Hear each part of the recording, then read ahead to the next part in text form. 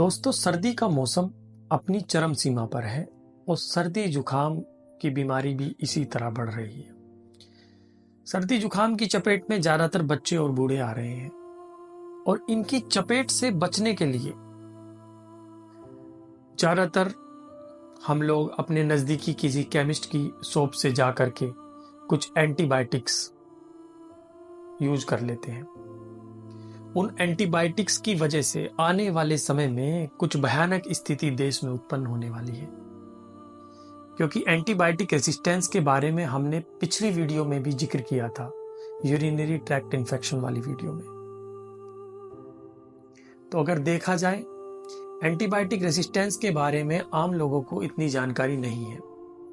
आज हम बताएंगे कि एंटीबायोटिक रेसिस्टेंस क्या होता है। चलो देखते हैं।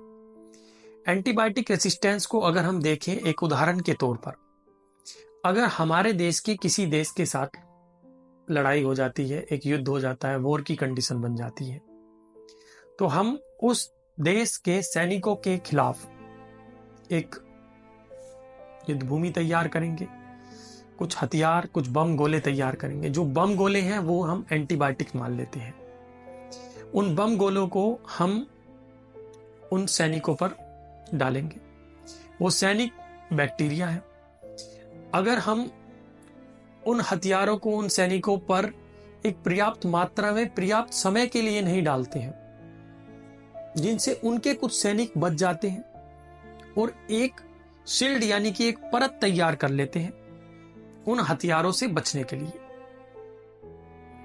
तो आने वाले समय में वो सैनिक उन हथियारों से बच जाएंगे और उन हथियारों का कोई भी प्रभाव उन सैनिकों पर नहीं होगा, यानी वो हथियार अप्रभावी बन जाएंगे। इसी प्रकार ये एंटीबायोटिक्स अगर नियमित मात्रा में नियमित समय के लिए नहीं ली जाती तो ये अप्रभावी हो जाएंगी और आने वाले समय में भारत में ये स्थिति बन जाएगी कि जो बीमारियां आज जिनका इलाज संभव है वो बीमारियां भी लाइलाज हो जाएंगी। दोस्तों, इस वीडियो में हम जानेंगे आगे कि इस एंटीबायोटिक रेसिस्टेंस के क्या क्या कारण हो सकते हैं और आयुर्वेद किस तरह इस समस्या का समाधान कर सकता है। क्या क्या सरकार को इम्प्लीमेंटेशन करने चाहिए जिनसे इस समस्या से हम निपट सके। दोस्तों, आगे बढ़ने से पहले हमारे चैनल को सब्सक्राइब कीजिए। हमारा चैनल है आयुरक्षणम आयुर्वेदा। आइए चलते हैं आगे वीडियो में।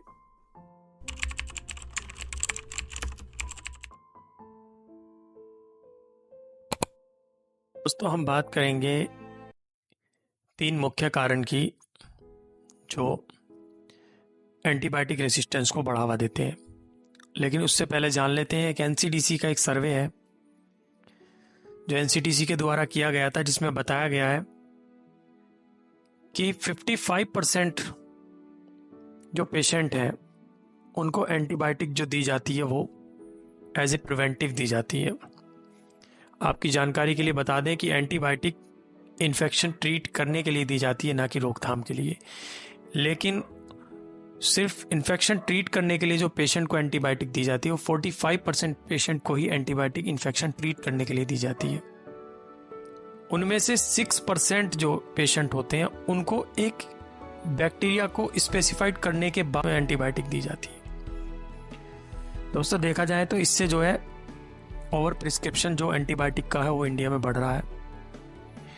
और अब बात करते हैं 3 मुख्य कारण जो इसके पीछे हैं एंटीबायोटिक रेसिस्टेंस के। उसमें सबसे पहला कारण है ओवर क्राउडेड पॉपुलेशन। देखिए, जो भारत की जनसंख्या है वो तेजी से बढ़ रही है। जनसंख्या बढ़ने का जो इम्पैक्ट है वो सीधा पड़ता है डॉक्टर पेशेंट के रेशियो का। अब डॉक्टर की जो पेशेंट की जो विजिट होती है उसकी जो टाइमिंग है वो इसी कारण बहुत कम हो गई है। मुश्किल से 30 सेकंड में पेशेंट को देख लिया जाता है। गवर्नमेंट सेक्टर के जो हॉस्पिटल हैं उसमें क्या होता है कि ना तो मेडिकल एग्जामिनेशन ढंग से हो पाता है और ना ही मेडिकल हिस्ट्री ली जाती है, जिसके कारण की वजह से हम यही डिफ्रेंशिएट नहीं कर पाते हैं कि ये बैक्टीरियल इन्फेक्शन है या नहीं है। तो फिर क्या करते हैं, उसको तीर तुक्के के लगा करके हम एंटीबायोटिक्स पेशेंट को दे देते हैं, जिसकी वजह से जो बैक्टीरियल इन्फेक्शन होते हैं वो ट्रीट हो जाते हैं, और अगर कोई बैक्टीरियल इन्फेक्शन नहीं है तो वो अपने आप ही सही हो जाना है। अब इसमें ब्लड इन्वेस्टिगेशन का रोल बहुत बड़ा रोल है, लेकिन वो अफोर्डेबल नहीं है। ब्लड कल्चर, यूरिन कल्चर जैसी रिपोर्ट पेशेंट के लिए अफोर्डेबल नहीं है और गवर्नमेंट को ये प्रोवाइड करानी चाहिए। अब दूसरे कारण पर आते हैं। देखिए, दूसरा कारण है इसमें इंटरनेट का इन्फ्लुएंस। इंटरनेट का इन्फ्लुएंस बढ़ने की वजह से जो यूट्यूब और इंस्टाग्राम जैसे जो प्लेटफॉर्म है, इन पे जो आधी अधूरी जो जानकारी दी जा रही है मेडिसिन के बारे में, किसी को गले में दर्द है, किसी को जुकाम है, ये फलाना एंटीबायोटिक्स ले लो, इसकी रोकथाम के ये ले लो, पेशाब में इन्फेक्शन है, ये एंटीबायोटिक ले लो, ये सब चीज़ें भी जो है एंटीबायोटिक रेसिस्टेंस को बढ़ावा दे रही है। अब आते हैं तीसरे कारण पे। तीसरा कारण देखें तो जो फार्मास्यूटिकल कंपनी का जो इंसेंटिव, जो मार्केटिंग का जो फंडा है, ये इसको बढ़ावा दे रहा है।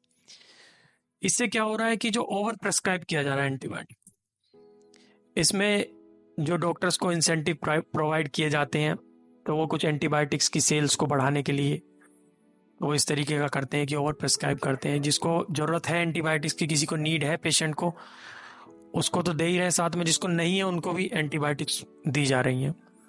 ये भी एक तीसरा बड़ा मुख्य कारण है। अब अगर बात करें कि इन कारणों को रोका कैसे जाए, रोकने के लिए हमें कुछ ऐसा अल्टरनेटिव ढूंढना पड़ेगा जो प्रिवेंटिव में हम, जो हमारे 55% जो पेशेंट हैं जिनको हम प्रिवेंटिव में एंटीबायोटिक्स दे रहे हैं, उनको प्रिवेंशन के लिए कुछ अल्टरनेटिव मेडिसिन सिस्टम देखें, जिसमें आयुर्वेदा जो है वो बेस्ट है। तो use Ayurveda as a preventive. दूसरा, हमें अवेयरनेस करनी होगी। तीसरा, make rule against pharmaceutical company.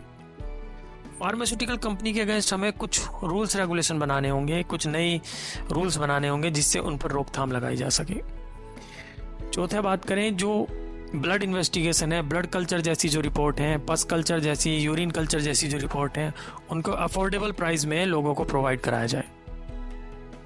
और लास्ट है कि जो डॉक्टर पेशेंट का रेशियो जो है उसको इंक्रीज किया जाए, जिससे पेशेंट की विजिट की जो टाइमिंग है, डॉक्टर्स जो पेशेंट को देखते हैं उसमें प्रॉपर मेडिकल हिस्ट्री और एग्जामिनेशन करने का समय डॉक्टर को मिले।